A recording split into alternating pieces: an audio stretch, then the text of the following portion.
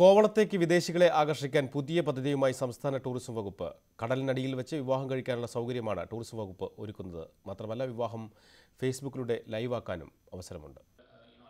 മധുവിധു ആഘോഷത്തിനായി കോവളത്തേക്ക് കൂടുതൽ വിദേശികളെ എത്തിക്കാനാണ് ടൂറിസം പ്രൊമോഷൻ കൗൺസിലിന്റെ ഫേസ്ബുക്ക് ലൈവ് ഒരുക്കിയത്.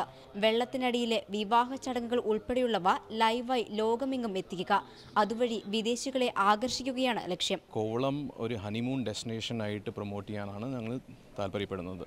അപ്പോൾ അതിനുവേണ്ടി ഇവിടെ ഉദയസമുദ്ര എന്നെ നമുക്ക് ടോയ്ക്ക് നല്ലൊരു സപ്പോർട്ട് തന്നു കുറേ സംഗതികൾ ഇവിടെ റെഡിയാക്കിയിട്ടുണ്ട്. ഇതാണ് നമ്മൾ ഓൾ ഓവർ ഇന്ത്യ, ഇന്റർനാഷണലി ഇത് പ്രൊമോട്ട് ചെയ്യാൻ പോകുന്നത്. അമേരിക്കൻ പൗരന്മാരായ പോളും ആലിസണുമാണ് വെള്ളത്തിനടിയിൽ വെച്ച് മോതിരം മാറി വിവാഹിതരായത്. രണ്ടുപേർക്കും കേരള സ്റ്റൈലിലെ വ്യത്യസ്ത വിവാഹം ഏറെ ഇഷ്ടപ്പെട്ടു.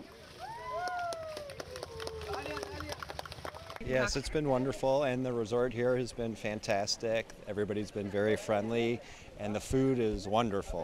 Yeah, very excited, and today it was actually quite beautiful. കടൽ തീരത്ത് തുടർന്ന് നടന്ന മധുവിധു ആഘോഷങ്ങൾക്കും ഫേസ്ബുക്ക് ലൈവ്. വിദേശ ടൂറിസ്റ്റുകളും അവരുടെ ഫേസ്ബുക്ക് പേജിലൂടെ വിവാഹ ചടങ്ങുകൾ പകർത്തിയതോടെ കോവളം 1 മണിക്കൂർ കൊണ്ട് ലോകമെങ്ങും എത്തി. ന്യൂസ് 18 തിരുവനന്തപുരം.